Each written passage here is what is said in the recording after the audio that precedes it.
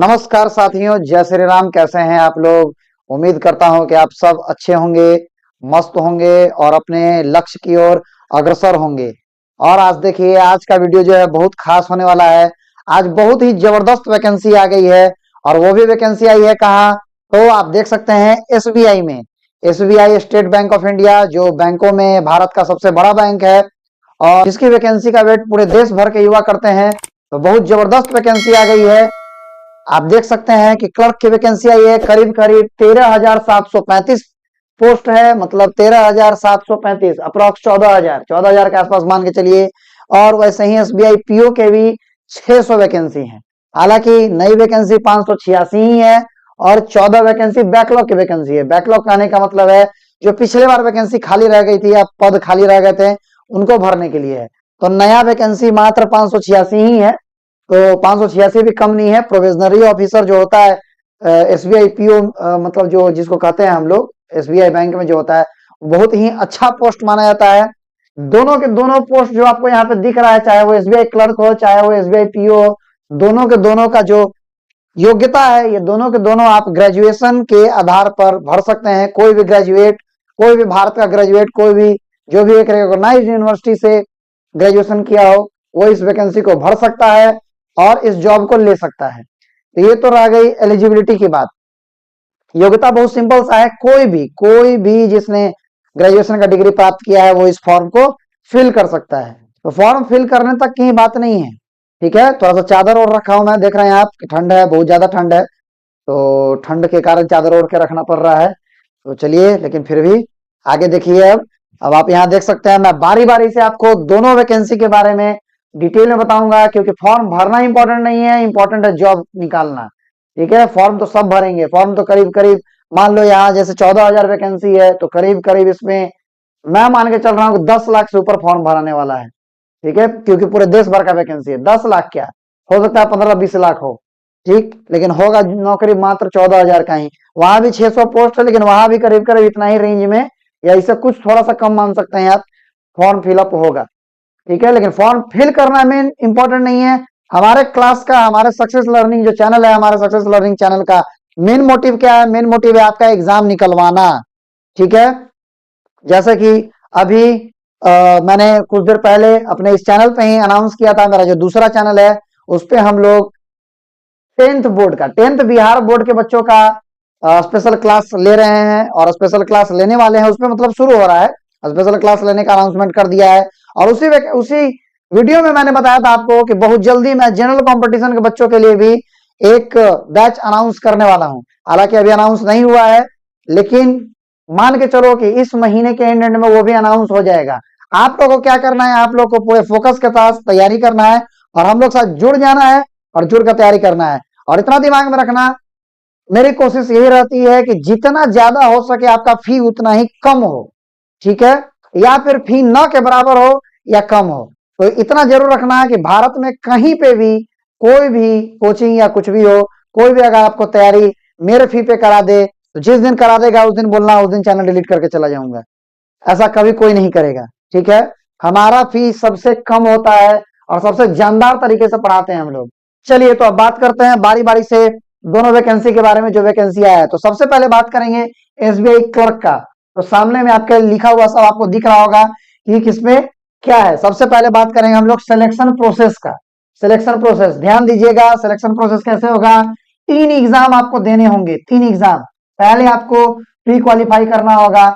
जब pre qualify कर जाएंगे तब आप मेंस में बैठेंगे। मेंस क्वालिफाई कर जाएंगे तब आपका एक रीजनल लैंग्वेज टेस्ट होगा। जिस भी जगह के लिए आपने वैकेंसी भरा है उस जगह का जो एक स्पेशल लैंग्वेज जो होता है, जैसे भारत में तो संवैधानिक तौर पे तो 22 लैंग्वेज है, 22 भाषाएं हैं, लेकिन और भी रीजनल बहुत सारी भाषाएं होती हैं। तो उसका एक टेस्ट होगा, नॉर्मल सा टेस्ट होगा। ठीक है, इसका कोई मार्क्स नहीं है, बस आपका टेस्ट होगा। मेन मार्क्स, जो मेन आपका मेरिट बनेगा वो इसी नंबर पे बनेगा, 200 मार्क्स पे। पहला वाला भी जो है आपका, जिसको प्री कहते हैं, प्रीलिमिनरी एग्जामिनेशन कहते हैं, या फिर हिंदी में इसको कहते हैं प्रारंभिक परीक्षा। प्रारंभिक परीक्षा मेनली छटनी है। ये समझ लो कि ये क्या है, छन्नी। जैसे चाय छानते हो ना, कि चाय पत्ती रह जाए और बाकी चाय आपका आपके कप में गिर जाए, तो ये समझो कि सरकार एक छन्नी लगाती है। तो ये छन्नी है, इससे जो भी सीरियस कैंडिडेट होंगे वही आगे जाएंगे, मेंस में आएंगे। जो जितने भी नॉन सीरियस जो ऐसे ही फॉर्म भर देते हैं आंख बंद करके, वो सारे हट जाएंगे। जैसे मैंने शुरू में ही बोला था, ये तो फॉर्म भरने का एलिजिबिलिटी मैं आपको बता रहा हूं कि कोई भी ग्रेजुएट, अगर किसी ने भी स्नातक पास कर रखा है, स्नातक स्नातक पास कर रखा है, वो इस फॉर्म को भर सकता है। लेकिन इसका ये मतलब नहीं है कि बस फॉर्म भर दिए बात खत्म हो गया। फॉर्म भरने वाले आपको एग्जाम निकालना भी बहुत मुश्किल होगा, और 3 चरणों में एग्जाम होगा। पहले होगा प्रीलिमिनरी एग्जामिनेशन, जो कि आपका होता है प्रारंभिक परीक्षा। दूसरा होगा मेंस एग्जामिनेशन, मुख्य परीक्षा। और तीसरा स्थानीय भाषा का एक टेस्ट होगा, रीजनल लैंग्वेज टेस्ट होगा। ठीक है, तो मेन मेरिट आपका इसका नहीं बनेगा, मेन मेरिट बनेगा आपका मेंस का ही मेन मेरिट बनता है। प्री प्री बस क्वालिफाइंग नेचर का है, इसको क्वालिफाई कर जाना है, कट ऑफ होगा उसको पार कर जाना है। कट ऑफ अगर कट ऑफ से नीचे रह गए तो बाहर हो जाएंगे। ठीक है, तो ये बात है सिलेक्शन प्रोसेस की। और सिलेक्शन प्रोसेस करीब करीब एसबीआई पीओ में भी आ जाओ, पीओ का भी करीब करीब सिलेक्शन प्रोसेस सेम है। प्री आपका वही प्रारंभिक परीक्षा तो आपका वही 100 नंबर का होने वाला है, जो कि यहाँ पे भी सिर्फ और सिर्फ क्या होने वाला है, क्वालिफाइंग नेचर का होगा। तो मतलब आपको उसको बस क्वालिफाई कर लेना है, उस परीक्षा को बस खाली आपको पास कर लेना है। उसके नंबर आपके कहीं जोड़े नहीं जाएंगे और देखे नहीं जाएंगे। जो एक मिनिमम कट ऑफ है, बस उस कट ऑफ से आगे बढ़ जाना है आपको, चाहे आप जिस कैटेगरी में हो। अभी आगे और बात करूंगा मैं। और मेंस आपका, मेंस जो है, मेंस ही 200 मार्क्स का है, इसी पे आपको मेनली फोकस करना है। हाँ, इसमें एक चीज और है आपका, अब क्लर्क से ऊपर लेवल का है, तो क्लर्क से ऊपर लेवल का है तो इसमें एक इंटरव्यू भी है। जो बच्चा मुख्य परीक्षा पास कर लेगा वो फिर इंटरव्यू देने जाएगा, उसको इंटरव्यू के लिए बुलाया जाएगा। ध्यान देने वाला बात क्या है, दोनों के दोनों लेकिन स्नातक स्तर के ही हैं, ध्यान रखिएगा। दोनों का क्वालिफिकेशन स्नातक ही है, ऐसा नहीं है कि उसका ज्यादा है और इसका कम है। भले मैं आपको बता रहा हूं कि भले ही क्या है कि वो एक पोस्ट समझो कि आप अपग्रेडेड रहेंगे इनसे, तो इनका थोड़ा सा एग्जामिनेशन पैटर्न थोड़ा इजी है, उसका एग्जामिनेशन पैटर्न थोड़ा सा टफ। ठीक है, अब देखो, अब आ जाते हैं एग्जाम के फॉर्मेट में, बात करते हैं कि एग्जाम का फॉर्मेट क्या है। तो दोनों का प्री का तो फॉर्मेट मैंने आपको शुरू में ही बताया कि प्री क्वालिफाइंग है, तो क्वालिफाइंग अब देख लो, दोनों के दोनों का फॉर्मेट सेम है। प्री आपका 100 मार्क्स का होगा। ठीक है, प्री में क्या होंगे, इंग्लिश से आपके 30 क्वेश्चन, रीजनिंग से आपके 35 क्वेश्चन, और मैथ से भी आपके 35 क्वेश्चन। मैथ्स का हो या क्वांटिटेटिव एप्टीट्यूड कहा जाता है इसमें, या फिर क्वांट कहा जाता है। तो मेनली आपके 100 क्वेश्चन होंगे। ठीक है, 100 क्वेश्चन होंगे, और मार्क्स क्या होगा, 30 क्वेश्चन 30 नंबर, रीजनिंग का 30 क्वेश्चन 35 क्वेश्चन है 35 नंबर, मैथ का भी 35 क्वेश्चन है 35 नंबर। मतलब आप यहाँ पे भी देखो, इसका भी क्या है, 100 क्वेश्चन 100 मार्क्स। लेकिन आपको मिलेंगे क्या, ध्यान देना है, इसका सारा कटअप जो होता है, जो टाइम होता है, इसका टाइम एक साथ नहीं मिलता है। टाइम ऐसा तो आपके लिए 1 घंटा है, आप कह सकते हैं कि 1 घंटा टाइम है मेरे लिए, लेकिन वो 1 घंटा आपका क्या है, टूटा हुआ है। वो 1 घंटा आपको पूरे में नहीं मिलेगा। जैसे इंग्लिश का 30 क्वेश्चन करने के लिए आपको 20 मिनट मिलेगा। अब चाहे इस 20 मिनट के अंदर आप सारा क्वेश्चन कर लो, या आप 18 मिनट में करो, या फिर आप 15 मिनट में ही सारा क्वेश्चन करके बैठ जाओ, लेकिन बाकी का 5 मिनट आप चाहोगे कि इसमें मैं लगा दूं, वो नहीं होगा। आपको सेक्शनल कटर मिलता है, 20 मिनट ही मिलेंगे इस इंग्लिश के लिए, 20 मिनट ही मिलेंगे रीजनिंग के लिए, 20 मिनट ही मिलेंगे मैथ के लिए। जो इसमें है सेम पैटर्न वहां भी है, उस दोनों एसबीआई ही कंडक्ट कराती है। आप ध्यान रखना, एसबीआई का जो भी एग्जाम है एसबीआई ही कंडक्ट कराती है। एसबीआई का एग्जाम कोई और एग्जाम कंडक्टिंग बॉडी नहीं कंडक्ट कराती है, एसबीआई अपना एग्जाम खुद लेती है। तो दूसरा चीज है क्या कि इसमें आपको 100 नंबर, 100 मार्क्स, सॉरी 100 क्वेश्चन है, 100 मार्क्स है, और सेक्शनल कट ऑफ है 20 मिनट 20 मिनट 20 मिनट, सॉरी। तो ये आपको मिलेगा। वहां पे भी करीब करीब सेम कहानी है, इसलिए मैं दोबारा उसी कहानी को पढ़ने नहीं जा रहा हूं। सिर्फ क्या है, देखो अंतर क्या है, यहाँ पे 5-5 क्वेश्चन कम कर दिया गया है मैथ्स में और रीजनिंग में, और इंग्लिश में 10 क्वेश्चन बढ़ा दिया गया, इन 5-5 का उसमें बढ़ा दिया है। क्यों, क्योंकि मैं आपको बताऊं, मैंने क्या बोला कि ये एक लेवल नीचे होता है, वो एक लेवल ऊपर होता है। तो इसमें जो मैथ्स और रीजनिंग का क्वेश्चन आता है वो इससे ज्यादा टफ आता है, तो उसको 20 मिनट में बना पाना उतना आसान नहीं है। इस कारण से रीजनिंग और मैथ में कम कर दिया गया 5-5 क्वेश्चन, और इसमें आपका इंग्लिश में क्या कर दिया गया, 10 क्वेश्चन बढ़ा दिया गया वहां पे। क्योंकि इंग्लिश ऐसा चीज है, इंग्लिश जिसका भी अच्छा होगा वो उसको क्वालिफाई कर सकता है। तो कहीं ना कहीं ध्यान दो, जिनका भी मैथ रीजनिंग बढ़िया है, इंग्लिश थोड़ा खराब है, उनके लिए तो क्लर्क का ठीक है। उनके लिए क्या ठीक है, क्लर्क। उनके लिए क्लर्क का एग्जाम निकालना थोड़ा सा इजी हो जाएगा, क्योंकि 35-35 70 नंबर तो आपका यही हो जाता है। ठीक है, इंग्लिश आपका थोड़ा खराब भी है, तो कोई दिक्कत नहीं है। लेकिन यहाँ एसबीआई पीयू के लिए आपका इंग्लिश मस्ट होना चाहिए, मतलब बढ़िया होना चाहिए, क्योंकि 40% तो आपका इंग्लिश ही है। अगर आप प्रारंभिक परीक्षा ही पास नहीं करोगे तो मुख्य परीक्षा दोगे कहां से? प्रारंभिक परीक्षा पास करना तो बहुत जरूरी है। तो आपका इंग्लिश पे कमांड अच्छा होना चाहिए। दूसरा चीज, एक चीज और है कि चाहे यहाँ हो चाहे यहाँ हो, इंग्लिश यहाँ पे भी आपसे पूछा जाएगा, मुख्य परीक्षा में भी इंग्लिश आपसे पूछा जाएगा। तो इंग्लिश आपको मेन ध्यान देना है, क्योंकि बहुत सारे लोगों का क्या होता है, मैथ्स अच्छा होता है, रीजनिंग अच्छा होता है। जो भी साइंस बैकग्राउंड के बच्चे हैं ज्यादातर, तो उनका मैथ और रीजनिंग अच्छा होता है, लेकिन इंग्लिश में मार फिर खा जाते हैं। तो इंग्लिश पे आपको मेन फोकस करना है। अगर आप कहोगे, आप कमेंट करना, मैं आपको इसी चैनल पे इंग्लिश का क्लास फ्री में अवेलेबल करा दूंगा। सूरज सर आपका क्लास लेंगे, फ्री में अवेलेबल करा दूंगा। लेकिन आप मुझे सीरियस कैंडिडेट चाहिए। मुझे इस लेक्चर का व्यू कम से कम 10,000 चाहिए। अगर 10,000 व्यू इस वीडियो का हो गया तो मैं आपको 10,000 व्यू और कम से कम 2,000 लाइक, 2,000 अगर लाइक होगा तो मैं आपको फ्री में, फ्री ऑफ कॉस्ट आपको इंग्लिश का जो भी कंप्लीट सिलेबस है वो फ्री ऑफ कॉस्ट आपको इसी चैनल पे लाइव क्लास कहोगे, लाइव के माध्यम से। अगर आप कहोगे रिकॉर्डेड, तो रिकॉर्डेड के माध्यम से। और जो लाइव रहेगा वो भी तो बाद में रिकॉर्डेड हो ही जाता है आपका, वो तो उसमें रहता ही है। ठीक है, लेकिन आप याद रखना 10,000, 10,000 आपको दिमाग में रखना है। 10,000 व्यू, 10,000 व्यू जाएगा तब तो इसके लिए क्या करना होगा आपको, दबा के इस लेक्चर को आप अपने सारे दोस्तों में शेयर करना होगा।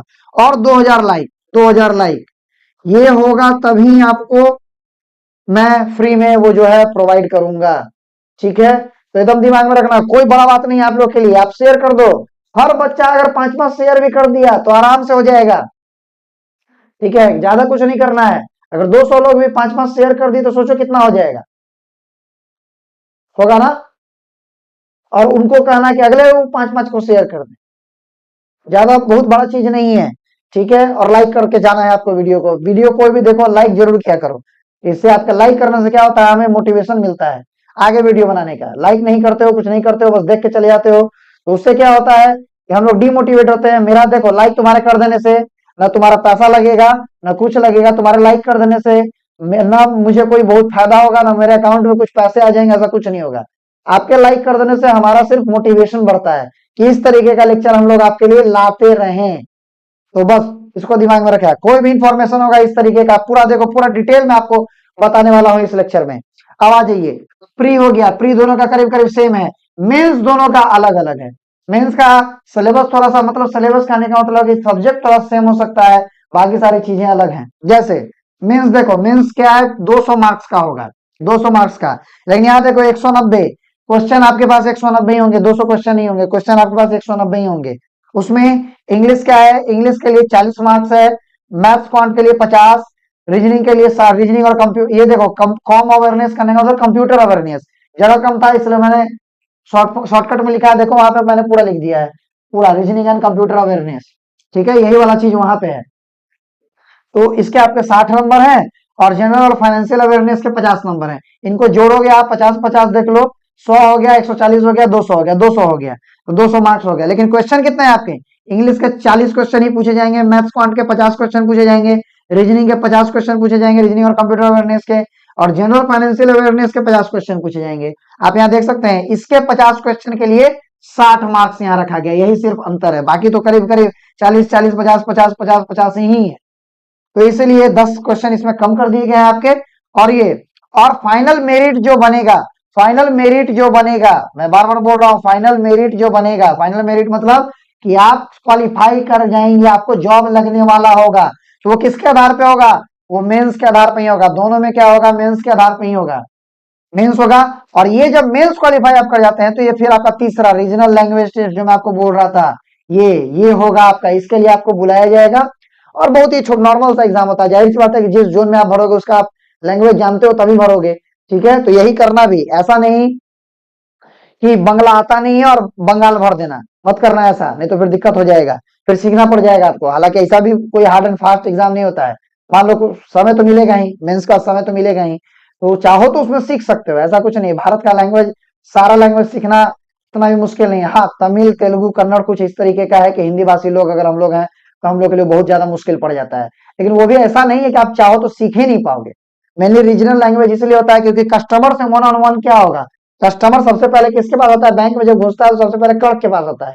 और जनरली जो भी कस्टमर आपका अनएजुकेटेड होगा, सबसे आप इंग्लिश में तो बात कर नहीं सकते हो, ठीक है, तो अनएजुकेटेड हो गया, आप नॉर्मली भी लोग अपना रीजनल लैंग्वेज में बात करना ज्यादा पसंद करते हैं, तो उनके साथ कनेक्ट करने के लिए आपको रीजनल लैंग्वेज आना चाहिए, जिसके लिए इसमें टेस्ट रखा जाएगा। तो ये तो था आपका मेंस का देखो 190, और इसमें भी देखो, इसमें सेक्शनल कटअप है, अलग अलग है।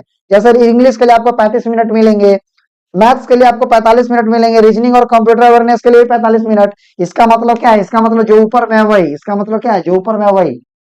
और जनरल और फाइनेंशियल अवेयरनेस के 50 क्वेश्चन के लिए आपको 35 मिनट ही मिलेंगे, क्योंकि इसमें क्या है, आ रहा है तो टिक कर दिए, नहीं आ रहा है तो नहीं किए, बस इसमें पढ़ना है, आंसर देना है, पढ़ना है, आंसर देना है, कुछ दिमाग तो लगाना नहीं है, इसलिए इसमें टाइम कम रखा गया है। चलिए, तो ये तो था आपका एसबीआई क्लर्क का। देखो वैकेंसी बहुत ज्यादा है, इसलिए मेहनत करो, आप लोग मेहनत करोगे, एक बार अगर जॉब निकल गया तो बहुत अच्छा बात है, अगर मान लो कि इसमें हो भी जाता है, उसमें नहीं हो गया, इसमें हो गया, दोनों फॉर्म भरो। मैं तो आपको कहूंगा कि जो भी एलिजिबल है, जो भी तैयारी कर रहे हैं, दोनों फॉर्म को जरूर भरिए। और अगर आपका मान लीजिए उसमें नहीं निकलता है तो इसमें निकल जाएगा, इसमें भी निकल जाएगा, तो एक जब आपका पोजीशन आपको ये प्रमोशन मिलेगा तो आप वो बन ही जाइएगा, ठीक है। और एक चीज दिमाग में रखिएगा, बैंकिंग का सेक्टर, खासकर बैंकिंग सेक्टर में प्रमोशन बहुत तेज होता है। बैंकिंग इसीलिए डिजायरेबल जॉब है, खासकर ये लड़कियों के लिए तो ये बहुत ही डिजायरेबल जॉब है। डिस्क जॉब है, ज्यादा हेक्टिक है नहीं, आपको इधर उधर करना नहीं है, काम करना होगा बस। और माहौल भी बहुत अच्छा रहता है बैंक का, ठीक है। आप अपने आप को जब काम काम कीजिएगा तो आपको लगेगा कि हाँ मैं बहुत एक अच्छे जगह पे हूँ, अच्छे लोगों के बीच में हूँ, और बहुत मजा आएगा, ठीक है। अब आ जाइए मीन्स। अब देखिए मैंने क्या बोला कि पीओ जो है, पीओ क्लर्क से थोड़ा सा डिफरेंट है, थोड़ा सा टिपिकल है, थोड़ा सा डिफिकल्ट है। तो इस कारण से क्या है, पीओ में मेंस में आपके 2 पेपर होंगे। मेंस का टोटल एग्जाम आपका क्या होगा, 200 और 50, 250 नंबर का। टोटल कितने नंबर का, तो 250 नंबर का होगा, ठीक है। पेपर 1 200 मार्क्स का होगा, जो कि करीब करीब मिलता जुलता, इससे ही मिलता जुलता है। देख लीजिए इसमें क्या है, 40 क्वेश्चन आपके होंगे रीजनिंग और कंप्यूटर अवेयरनेस के, जिसके 60 नंबर मिलेंगे आपको। शायद ये आपको नहीं दिख रहा होगा, मैं बता देता हूँ, यहाँ 60 लिखा है, 60 लिखा है। और उसके लिए आपको ये 40 क्वेश्चन होंगे और 50 मिनट। देखो टाइम कितना मिलेगा, तो उसके लिए 50 मिनट मिलेगा। दूसरा आपका डाटा इंटरप्रिटेशन है, डीआई, जिसको जनरली लोग डीआई कहते हैं, डीआई डाटा इंटरप्रिटेशन। इसमें क्या होगा कि जैसे आप लोग, आपके पास डेटा दिया होगा, उसके हिसाब से आपको क्वेश्चन का आंसर देना होगा। अब डेटा में मैं आपको बता देता हूँ, डेटा कैसा, जैसे आप लोग 10th क्लास में या फिर आप लोग वो पढ़ते हैं ना, मीन मीडियन मोड, इस तरीके का, जिसमें आपको ग्राफ वगैरह दिया रहता था, बार ग्राफ रहता था, हिस्टोग्राम रहता था, इस तरीके का पाई चार्ट रहता था, तो वैसा ही डेटा दिया रहेगा, उससे कुछ कुछ क्वेश्चन रहेगा, आपको डेटा को पढ़ना है, समझना है, और क्वेश्चन का आंसर देना है। तो इसके लिए 45 मिनट मिलेंगे आपको, 30 क्वेश्चन होंगे और 60 नंबर। मतलब समझो कि यहाँ पे क्या है, एक क्वेश्चन 2-2 मार्क्स का है, एक क्वेश्चन 2-2 मार्क्स का है।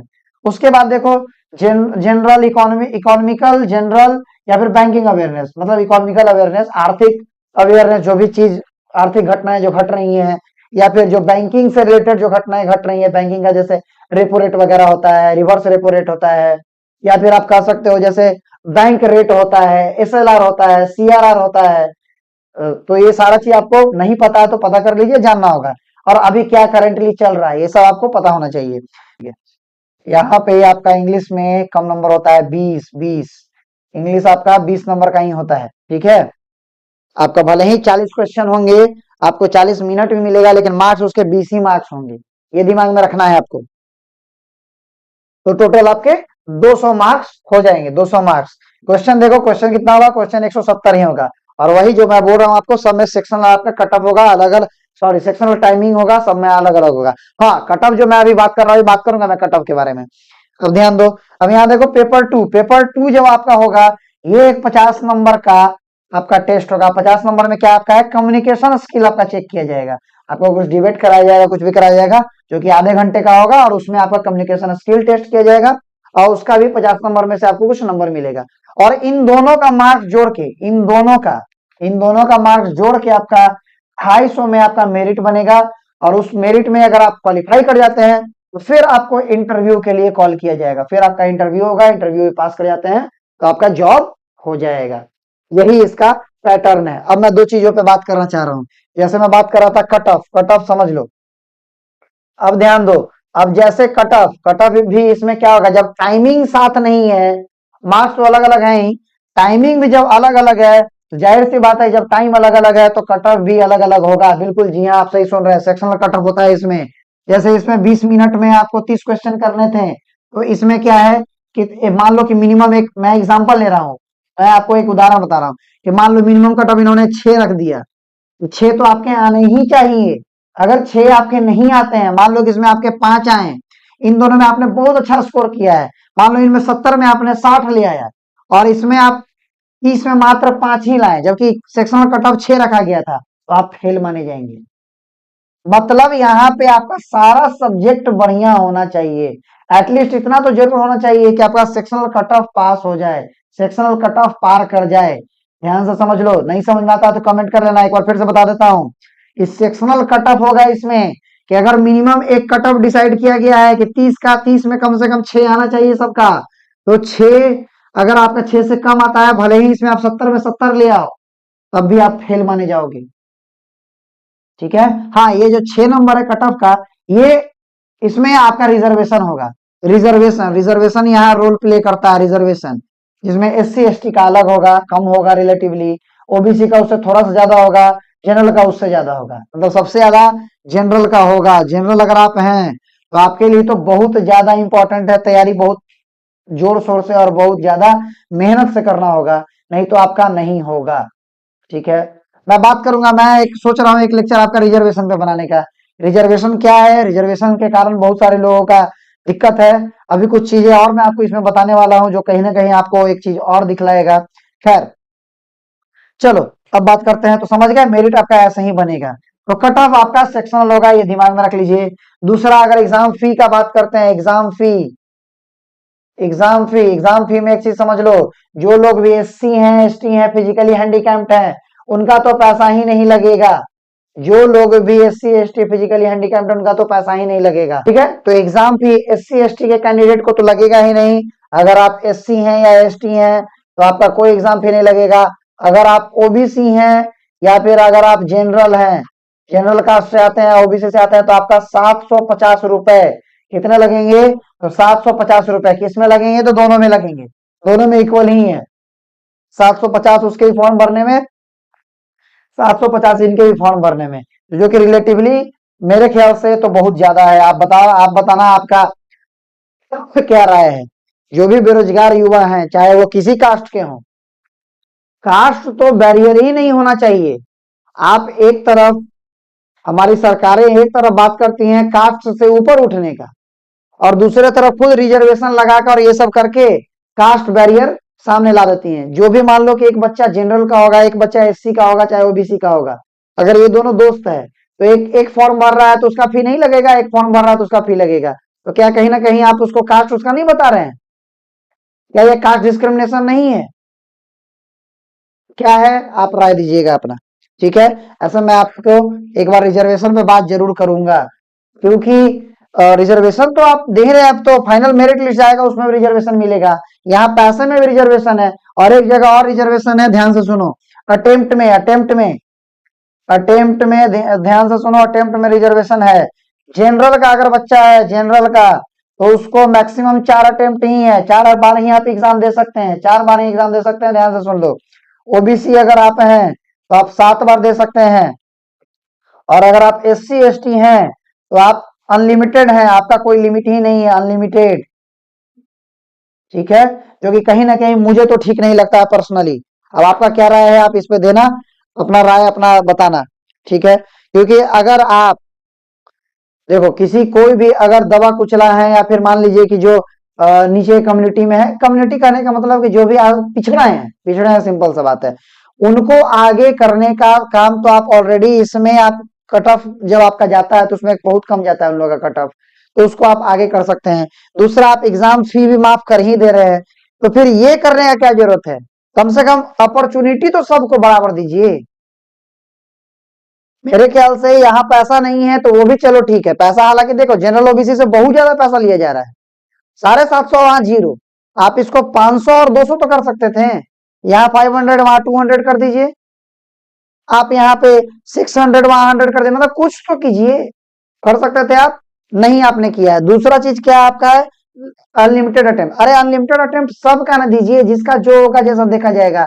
एक एज क्राइटेरिया तो आपका होता है, एज क्राइटेरिया बांध दीजिए, इतना एज के बच्चों को ही हम लेंगे, माने इतना एज के कैंडिडेट को ही हम लेंगे फलाने फलाने जॉब में, वो बांध दीजिए। तो हर जॉब में होता है आज के डेट में, लेकिन ये मुझे कहीं से भी ठीक नहीं लगता है। सबसे अच्छा आप देखो एसएससी का, एसएससी का कोई फॉर्म भरो, जनरल ओबीसी का 100 रुपया लगता है, एससी एसटी और महिला का नहीं लगता है, 0 रुपया। यहाँ तो महिलाओं का भी लगेगा, ध्यान देना। एससी एसटी या जनरल का मैं बात कर रहा हूँ, इसमें महिलाओं का अलग से मैं बात नहीं कर रहा। महिलाओं का पैसा लगेगा, अगर महिला जनरल और ओबीसी की है तो उसका पैसा लगेगा, उसका अटेम्प्ट भी यही हिसाब से होगा। उनके लिए कोई अलग से छूट नहीं है, महिलाओं के लिए यहाँ पे कोई छूट नहीं है, ठीक है। तो यही सब थोड़ा सा विसंगति है, गलत है, लेकिन खैर आपका इस पे क्या राय है आप बताना। तो इस लेक्चर में इतना ही रहने देते हैं। वीडियो कैसा लगा जरूर बताइए, और वीडियो आपको इन्फॉर्मेटिव लगा कि नहीं ये भी बताइएगा। इस तरीके का वीडियो आपको चाहिए कि नहीं ये भी बताइएगा, ठीक है। कि अगर जो भी जॉब आएगा उसका जैसे जैसे मैंने पूरा आपको सब कुछ डिटेल में बताया है, इस तरीके का वीडियो आपको और चाहिए तो कमेंट सेक्शन में कमेंट करो। और ये जरूर करना मत भूलना, इस वीडियो पे कम से कम 10,000 व्यू मेरे को चाहिए और 2,000 लाइक। अगर 10,000 और व्यू और 2,000 अगर लाइक हो जाता है, अगर इतना हो जाता है, तो इंग्लिश का बैच आपका फ्री में चलाया जाएगा बैंकिंग के लिए।